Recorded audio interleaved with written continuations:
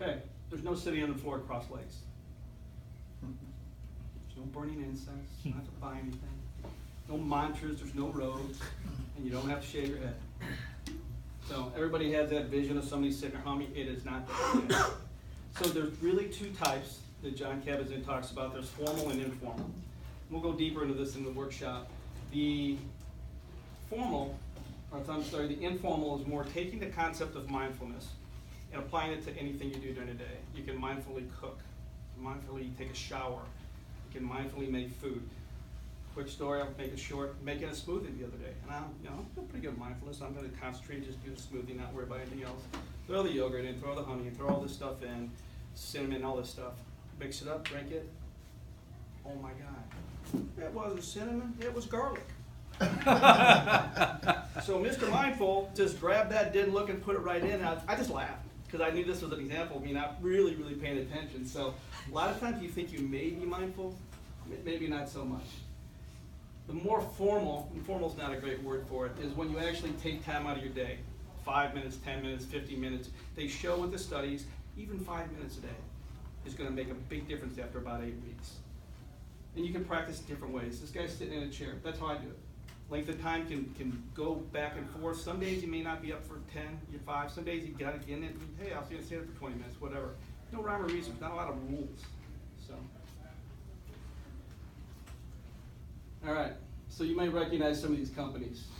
These are companies using mindfulness. Nike, Microsoft, Google, Apple, Ford, Procter & Gamble, Yahoo, HBO, and Target. Not bad, not bad. What's the research like? Over 2,500 scientific research papers and over 4,000 today scientific papers out on mindfulness and things related to mindfulness and how they're looking in the workplace. It's believe it's proven. And the science behind it is phenomenal. Who's teaching it at school? This is just part of the list. I just highlighted Harvard, MIT, Notre Dame, Yale, U of I, Duke. So all these people are doing this at this level, and we're going to talk about a new frontier that's coming up here. They're getting down to first grade with mindfulness. First grade. These kids are sponges. It's not a hard concept. Think what we could do if these kids became mindful at that age and as they grew up. Think that would impact things? U.S. military is using it. Law enforcement's using it. First responders, perfect for them. Then I mentioned the K through 8 and high-level athletes, and they have for a while. Yes, LeBron James. How do you think that guy gets in the zone? You ever see these guys where they're so concentrated and they're in the zone? They're mindful of what they're doing. So ROI, we're all in business, or we're going into jobs that are profit-related, right? Supposed to make money in most cases, unless you're nonprofit. Aetna did a study a couple years ago, and here's what they found out. CEO says, since we implemented this, these are the kind of savings we're seeing. Health costs went down $2,000. Improvement on productivity, $3,000. $5,000 per employee. First time I saw this, I'm like, okay, well, how are they measuring it? That's a big number. Let's say they're half wrong. Let's say it's 50%. How about $2,500 per employee? You in? Why wouldn't you do that? I mean, the ROI is there. That's why all those other people are on that list. We're going to shift gears really quickly. We'll talk more about this in the workshop. People know what engagement is. You've probably done the surveys, the 360s and all that. So by definition, engaged people are passionate, they're innovative, they're connected to the company. These are the folks you want. This is probably your rock stars, the ones that are going forward. They spread positivity. Unfortunately, it's about 30%. That's not a big number, and that's the average across the workplace. It hasn't changed in the last 10 years. It's gone between 28 and 32%. It's not moving. People that are not engaged, that's your big chunk. That's 60% of people. Now these folks do what they're told.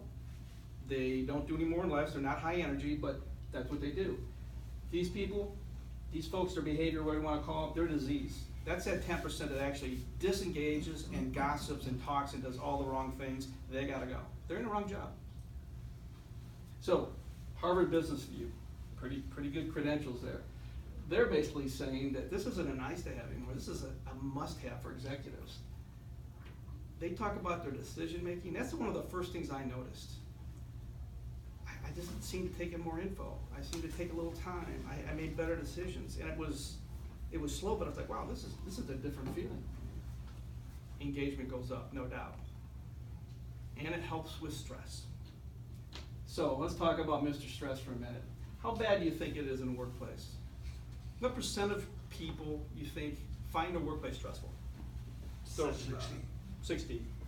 75%. 3 out of 4 people find the workplace stressful. It's been termed a global epidemic. If 3 out of 4 of everybody is stressed in their job, that's a big deal. So mindfulness can help with that. Big time with stress management. It'll help you with empathy, a lot of decision making, and it's going to make you more creative. You may not be the most creative person in the world, but this is going to allow you to open up and have some of those things come into you.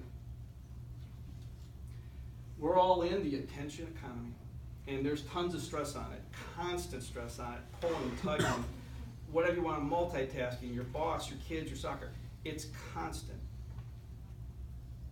Take nothing away from this presentation of these slides. This is big. Strong, clear, and focus is becoming the most valuable resource in business. That's it. Strong and clear focus is going to set you apart in the interviewing process as well. If you're somebody that can stay in the moment and listen and stay focused in that, you're ahead of the pack. I read this the other day and I was absolutely stunned. And a lot of you guys that do research and read, there's a mismatch what science knows and what business does. It's crazy. Science knows that stress is horrible for you. It's bad for your health. It deteriorates. What does business do? Well, we generate 3 out of 4 people in a stressed atmosphere. So there's something going on there, guys. So in conclusion, mindfulness, it supports stuff that we've all known. Self-regulation, that emotional agility. That leads to self-esteem. We feel better about ourselves, we're going to take more initiative. We're going to be more engaged. So, as you look more at the Get Hired workshop, the mindfulness workshop, I think you'll find it relevant, I think you'll find it simple, and I think you're going to be able to apply it, not only in job, but in life too. So, we want to be mindful about learning about mindfulness. What questions would you have? Everybody like white fruit? I love that. Questions, guys? Yes. I would say I've started to do a little reading on this, there's some of those apps out there like Calm and Headspace and that. Is this similar to what you're talking about in a sense? I'm on Headspace. I listen to it probably every other day. Okay. If it's a great, you can get it free for like 4 months. Yeah. $7 a month. I've been on it for months. Okay. Absolutely yes. Okay. It's right in line with everything that I've said. It doesn't deviate. Great exercises, short, long, stress. I highly recommend it. Highly recommend it because I can do meditation by myself, but I like the guided one a little bit better. At least getting started helps. Yes. So do you know of any free apps that are out there that can really impact like millennials and younger generations with technology to, when they're all go, go, go, go, go, is there a way to get it on their devices to get them to slow down? Yeah, Headspace is free and you can find deals out there for 3-4 months or something like that. And there's a new one out by a guy named Dan Harris. Anybody remember him from the news? He was an ABC newscaster and he absolutely had an anxiety tag breakdown on camera. You can Google it and see it. He found out what was going on and he applied mindfulness and he's a big proponent. There's a book he has called 10% Happier. Great book. Yeah. So, and he has his own app now. And I think it's free for a couple months, Kevin. There's probably freebies out there. Those are the 2 best ones that I know of, and they're free for a while. I think if people get on it, they'll see the value. So, good question. What else? If there was one thing that people could do on a daily basis for mindfulness, what would you recommend people doing? I mean, some people have apps, some people don't have access to it. If they don't, what's something simple that everybody could do on a daily, regular basis, whatever works for them? Before you do that, I think you have to really understand what it is and what you're trying to get from it. It's not something you strive for. It's just a way of being. So once you're in tune with what mindfulness really is, make time for it. Carve out 5 minutes. Breakfast, lunch, before you go to bed. I don't care when. I've done it where I pulled up to a doctor's office and I had tennis before.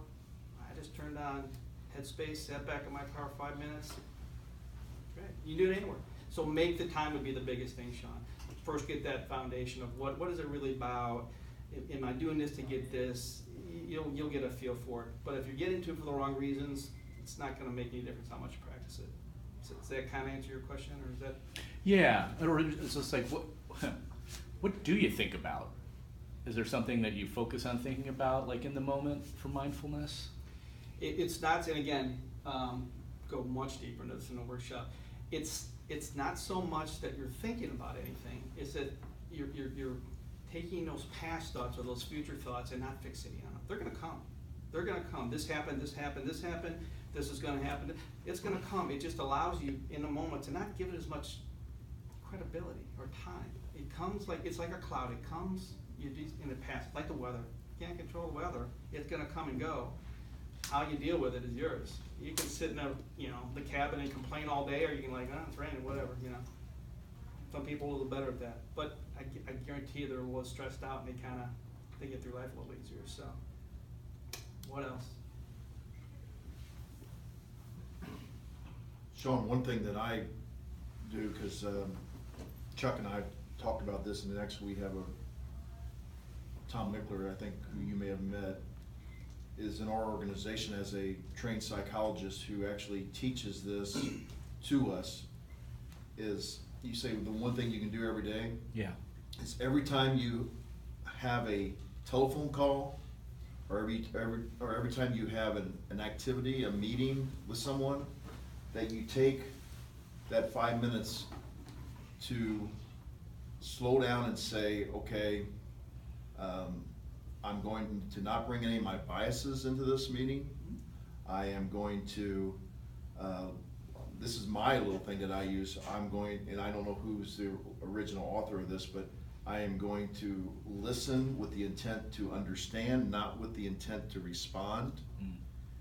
And I am going to sit there and I'm going to be cognizant of everything that I'm projecting energy-wise during the meeting, no matter what happens in the meeting. No matter if they do something that's negative during the meeting or positive during the meeting, I'm going to sit there and take that in, consciously take that in.